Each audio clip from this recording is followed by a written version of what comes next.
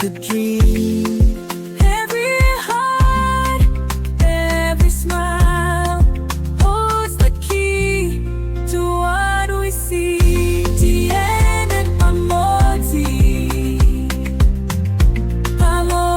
nditumba la chisoni, and we rise. Together we thrive.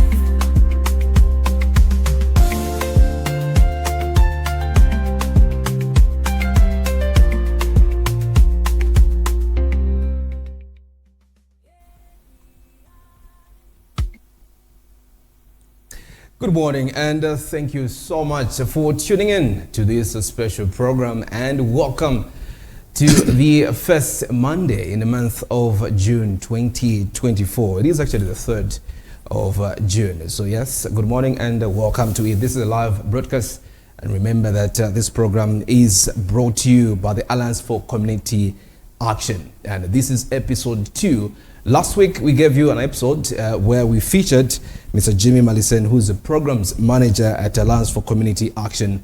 And we were discussing ACA on constitutional reforms, okay? And this week, it is actually an exciting episode as well, as we feature, two gentlemen coming from different organizations. And of course, we do have Mr. Jephason Kalengo, who's actually coming from the Alliance for Community Action as well. He's the information and digital media assistant. We'll be delving into that conversation soon enough. And later on as well, we'll be joined by the digital media and communications officer at People's Action for Accountability and Good Governance in Zambia. That's PAAGZ.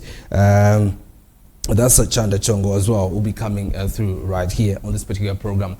I'm your host. My name is Alfred Chimba this particular morning, and I'm so excited that you're actually tuning in. Remember, we are also streaming live on Facebook at Crown TV Zambia as well as Crown Communications Zambia. Remember, also you can leave us a comment as you just follow this proceeding. Now, today we discuss the youths with regards to their participation in governance of the country, particularly in relation to the supreme law of the land and the constitution. If we see history, in particular Zambian constitution itself, youths are found to have made prime contribution in political, social and economic transformation of the country. Now, for example, Dr. Kenneth Kaunda as well was only 25 years when he entered the world of politics.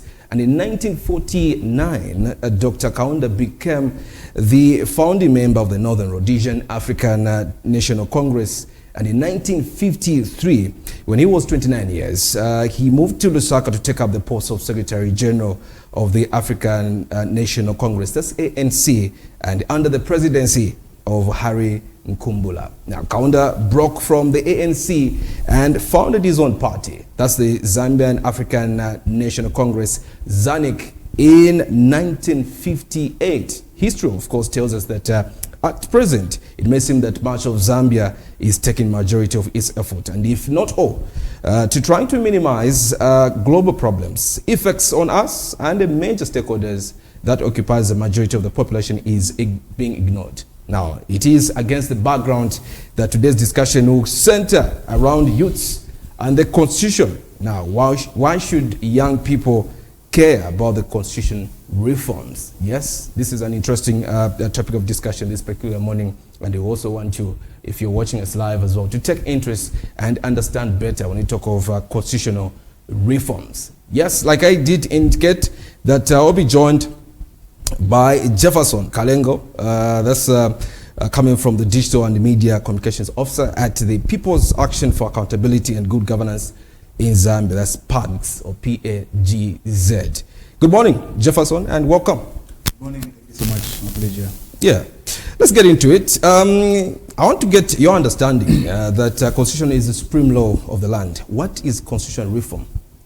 Thank you so much. Yeah. If you look at a constitution, it's some people, they call it a living document, especially different schools of thoughts. They call it a living document, and constitutional reform simply means evaluating the constitutionality of the laws of the state. Yeah. So a constitution is put in place. Then when it comes to reforming it, the first thing is review, because you can't reform without reviewing. Yeah. So constitution is being reviewed by a group of experts. After reviewing and assessing if its impact are okay, or if its laws are constitutional, then it's now been reformed. So reforming is changing, modification of the constitution. That's in simple terms, it's modifying the constitution to suit best the interests of the current situation. You are youthful, and I believe even the youths out there are actually trying to understand how important this. Now, let's talk about, is constitution reform important, and why is it so important? It's very important. If you look at the constitution of any state, it governs the state, number one. Number two, it establishes the state. It also establishes authorities and powers that exist in a state. So in that context, you begin to understand that a constitution, it's the one that provides how a country is governed, how resources are used, how resources are managed. For example, public resource management is governed by what? By laws. So constitutional reform is very important. Why? Because it responds to the current context of things. Constitutional reform is important. Why? Because it begins to respond to the current happenings. Hence, if you don't reform the constitution, you end up having a constitution of Zambia that does not respond to the current context, but responds to what 1964 happenings. Okay. So it is important. Why? Because it begins to respond to what? To current changes, the current context, and also the current happenings of any society. Let's come to the specific areas of, constitutional reforms that you feel, yes, I think much more of the Zambians, or rather the youths, also should take interest. What specific areas of constitution do you believe need to reform or better serve the young people? One of them, before I come to the Bill of Rights, one of them is the issue of single member proportionality, something like that, where we talk about how should representation in parliament be like, how should it look like as at the moment. At the moment, of course, we have representation which is not quite complicated, but can we have a more mixed representation where we can have even the marginalized young people can be represented? Because at the moment, as we speak, there is no constitutional provision that provides that there should be, it's a mandate, we should have a mixed proportionality representation in parliament. So if we can have that kind of reform where we can have different kinds of young people being represented in parliament, that can be a good context. The second one is the Bill of Rights. The Bill of Rights, if you are aware, was inherited by the Zambian government in 1964. It was made by the white people, if you put it that way. So the Bill of Rights exists, but despite it being a sealed Bill of Rights that you can't amend it minus a referendum, minus majority of maybe parliamentarians, it lacks context. It lacks most of the provisions. Despite knowing that Zambia is part and parcel of many international authorities or treaties such as the International Covenant on Economic, Social and Cultural Rights, but Zambia lacks a specificity provision in the constitution that provides for the right to work, for example. Do we as young people have the right to work? By saying yes, but do we have a provision in the constitution that guarantees that the right to work must be put in the constitution, that if I'm not given that right by the government or by any state responsible, I can go to court and sue the state for not giving me the platform to examine my right to work. So in such context of how best can we begin to amend or reform the constitution that begins to respond to such things like young people in employment, young people underemployment, young people are not employed, or those who are employed but are paid less, the issue of wages. So such kind of reforms, I think, are needed to best suit the interests of the young people. Indeed, in case you're just joining us, this is Alliance for Community Action Program, and remember that SCA has actually embarked on a campaign called Constitution Equity, which is citizen voice. And the background of the project, the background is that the SCA firmly believes that without amendments to the constitution, Zambia's democracy could regress with fairly small changes in political actors, and much of work being done by civil society and other actors to advance, protect and countryside democracy and governance in Zambia. Now, this particular morning, I do have Mr. Jephason here to give us a better understanding as to why this is so important, as to why also you as a viewer, as a young citizen, take interest in this particular project. Now, let's come to another issue here. Do you think that young people are currently aware about issues surrounding constitutional reforms? Why or why not, Jephason? So before that question, at PAAGZ we have a program in the new strategy called Citizen Engagement for Social Accountability, where we're trying to address that there's a need for citizens to begin to hold leaders accountable in terms of how they manage resources and how they use their power that is granted by the Constitution. Yeah. So at the moment, the only people that know about these reforms of the Constitution are the elite. Those who are privileged, like me or Chanda. This is why we're here actually discussing this, but who are working with SCA or PAAGZ or working in the government or working in the CSO.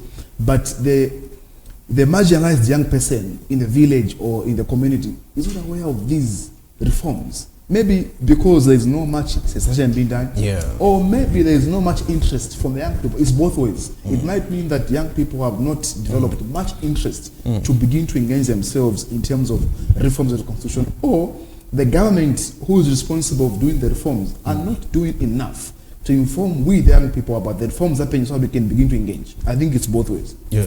Yes. Okay. Now, at the moment, not fully engaged. Okay, not fully engaged. Okay. That means a lot needs to be done in that context. Now, I know for sure I'll be asking this question also to Chanda, but let me throw it to you as well. Do you think young people know that they have a civic responsibility to engage in discussions about constitutional reforms? I think we do. We do know. And not, is it just you? It's a collective. A collective of young people. Okay. But the majority don't know. But they need to know that it's our civic responsibility to know about these reforms. Why do I say so? Because number one, we are the future stakeholders.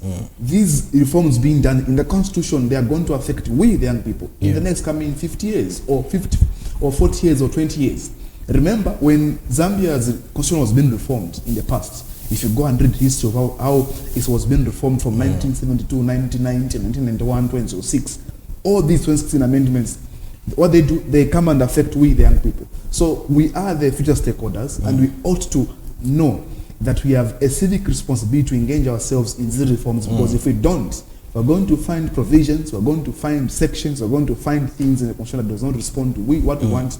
Hence, we're going to live in a state or society where the Constitution just exists but does not respond, protect, or provide a platform for we, the young people. So I think for now, the majority doesn't know that we have a civic responsibility to involve ourselves in the forms of the Constitution. And how can, the young people also get involved in this constitutional reform, Jephason? So number one, you have to, if you want to engage yourself, the issues of the Constitution are more delicate issues that you can't just involve yourself from the blues. So number one, you can join, for example, a CSO, an NGO like SCA or PAAGZ that works around reforming the Constitution. Engage yourself, begin to learn more about how a constitution can be reformed, and also the importance of the reforming of the Constitution. So that's number one. Number two, you can go online and begin to learn about the need to reform the Constitution, because you can't involve yourself in terms of these conversations without you having a background or how these things are done, or now you can get involved. So number one, join an NGO, join a group, join a social movement that does works around constitutional reforms. Two, go online, learn about these things. Number two, develop keen interest as an individual to get involved in terms of these issues. Number four, you can do a public participation in your own community. Do advocate for reforms in the Constitution. Address key sections of the Constitution and begin to advocate as an individual, as a group. And I think in that way we can make progress. Okay, you seem to be coming from a well-informed point, but let me just hear from you. Can you share an experience where you felt the impact of constitutional, the Constitution or its limitations? Maybe an experience. Have you had an experience? Not really, but most of them have been. I wasn't there in the past, so I have no much experience in the past. But the present, most of them haven't been reforms. Those were attempted reforms. Yes. For example, we had 2019 proposed amendments. Remember, we had the National Dialogue Forum Act, which was proposed by the then government. So we need to have a dialogue forum where we can bring different parties to come and discuss issues of the reforms of the Constitution. Those are proposed amendments. We had the Butane. Those are proposed reforms. They were not trying to reform. They were not trying to bring a new constitution. They were trying to reform the existing constitution. So those were attempted, and the attempted ones, I think, threatened me and Chanda if I share experience. So I think if the attempted ones can do such impact, what of the actual reformation? So for now, I think we're still moving, but I feel the impact of the attempted reforms. Okay. Yes. Interesting. Now, as I let you go, Jephason, what message would you give to young people who feel their voice doesn't matter in constitutional reform? All I can say is that they ought to come on board. If you look at South Africa in 1996, when the apartheid constitution was being brought on board, it addresses key issues of young people, and also the 1988 of the Brazilian constitution. These are documents that put keen interest on young people, and all I can say to young people out there is that they ought to come on board, because it affects their lives, it affects our future, it affects anything that has to do with us. So it's very important that we, the young people, ought to come on board, get involved, and also begin to contribute meaningfully to these conversations, because at the end of the day, it affects we, the young people. So we have to come on board. If we don't come on board, then we should not blame the government or anyone who would respond to the constitution for not addressing our needs. Okay. Jephason, thank you so much for coming and highlighting much more information regarding constitutional reform. We do appreciate that you made it possible this morning. Thank you so much. Okay. Yeah. So this is the second episode of the Alliance for Community Action, and I was talking to Jephason Kalengo, the Digital Media and Communications Officer at People's Action for Accountability and Good Governance in Zambia. That's PAAGZ, or PAAGZ, as you may call it. Now, this particular morning, we go on a short break. When we come back, we'll be joined by Mr. Chanda Chongo, who is the Information and Digital Media Assistant at the Alliance for Community Action. So, stay tuned. In the village, light the fire. Hand in hand, we build the dream. Every heart, every smile holds the key to what we see. Tien and Pamoti, Pamoti nditumba la chisoni, and we rise. Together we thrive.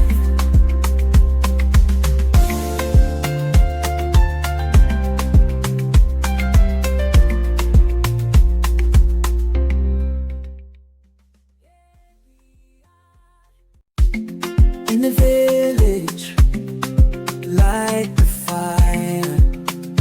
Hand in hand, we build the dream. Every heart, every smile holds the key to what we see. Tien and Pamoti, Pamoti nditumba la chisoni, and we rise.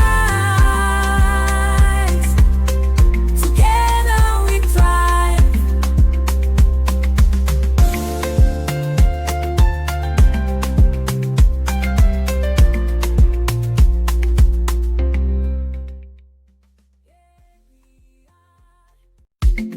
In the village, light the fire. Hand in hand, we build the dream. Every heart, every smile holds the key to what we see. Tien and Pamoti, Pamoti nditumba la chisoni, and we rise. Together we thrive.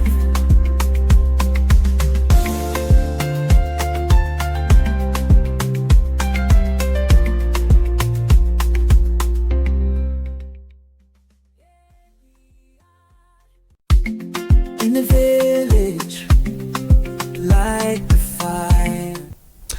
Thank you so much for staying with us. And yes, so this is the Alliance for Community Action Program. And remember that it is currently running a campaign called Constitutional Equity Citizen Voice. And this is episode 2.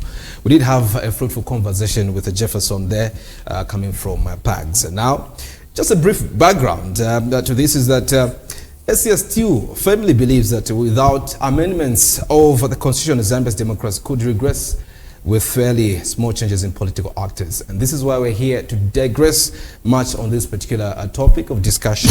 And this episode, we center our conversation on youths and the Constitution. Why should young people care about constitutional reforms? And joining me, as I did indicate onset, is Chanda Chongo, the Information and digital media assistant coming from SCA, which is the Alliance for Community Action.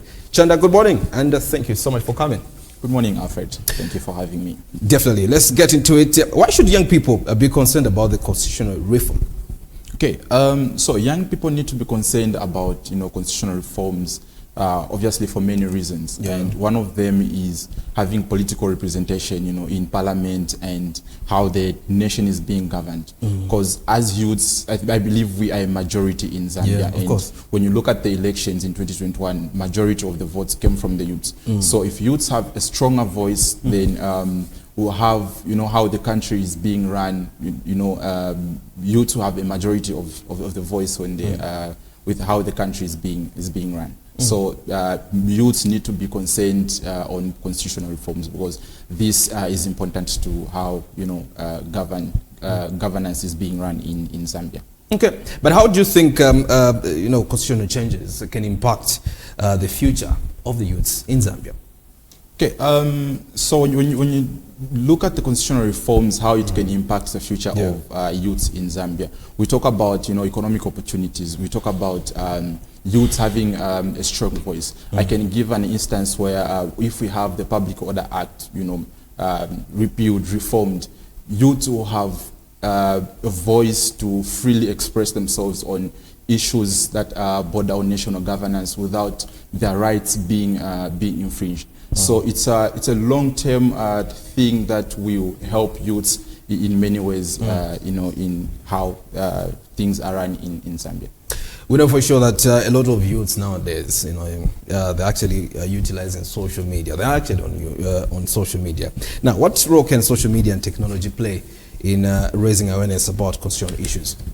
Okay, social media is it's a big platform now. We call it a virtual village. Of course. Yeah. So it's many people feel social media is not real, but social media is now it's like a world on its own. Okay.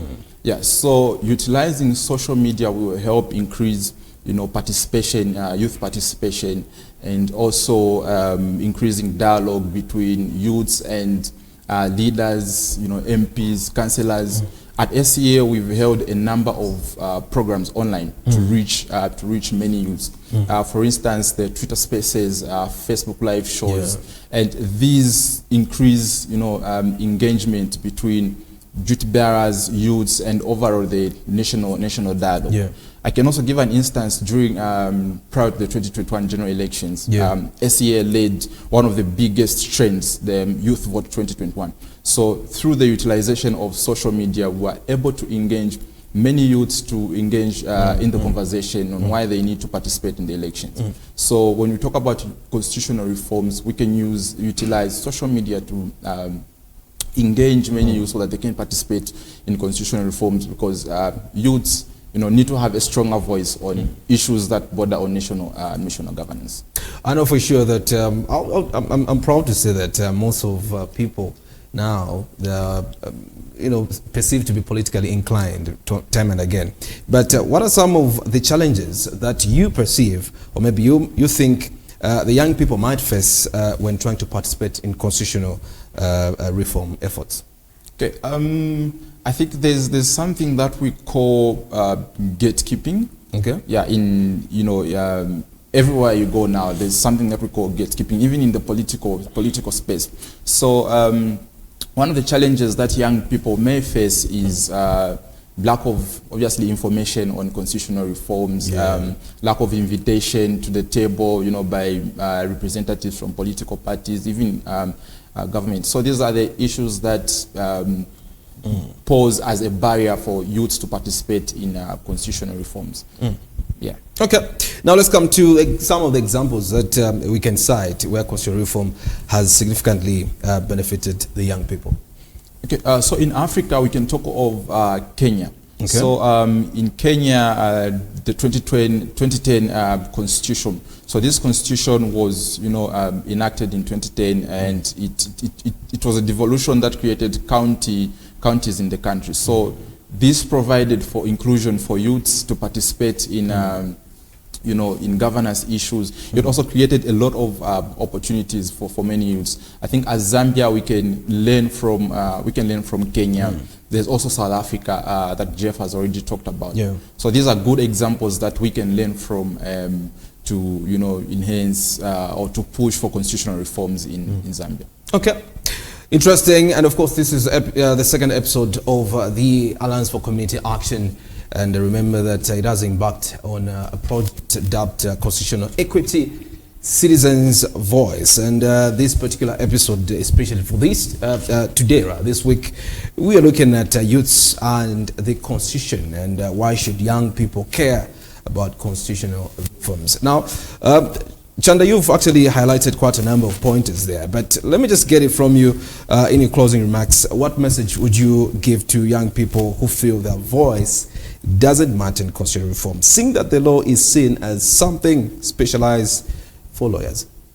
Okay, I would like to urge young people to, participate in constitutional reforms, to participate in the dialogue. We know, of course, there are many challenges here and there, for youths to be heard, but they need to push. Yeah, we need to engage in dialogue, participate online. We have, as SCA, we are currently implementing a project that seeks to see constitutional reforms, and we are also engaging youths, marginalized people in rural areas. We'll be going to Kaloma, we'll be having a youth debate there. We'll be engaging many young people so that they can participate in issues to do with constitutional reform. So I would like to urge young people to step up, because we have, if we work collectively together, we can have a stronger voice as young people, and make sure that we have law reforms that will benefit us as young people in Zambia and create a lot of opportunities for us. Chanda, thank you so much for making it possible this week and coming on this particular program just to highlight more on the importance of the constitutional reform. Thank you so much. Thank you, my friend. All right, we've come to the end of today's program. That's Community for Action program. That's CAC. Or rather ACA program. So we do thank you so much as well for tuning in and being part of this particular program. Now, the brief background is that on today we were discussing the youths with regards to their participation in the governance of the country, particularly in relation to the supreme law of the land and the constitution. Interesting conversation we've had, and I believe you can as well just watch this particular program or a repeat on our YouTube channel. That's Crown TV Zambia. You are able to find it there and live stream it, or maybe you can stream it as well. Also, remember, we also streaming live on Facebook, Crown TV Zambia. Thank you so much. You might as well just go straight to that particular Facebook page and check it out any day, anytime. My name is Alfred Chimba. I've been your host. Until next week, thank you so much. Enjoy the rest of our transmission. Good morning.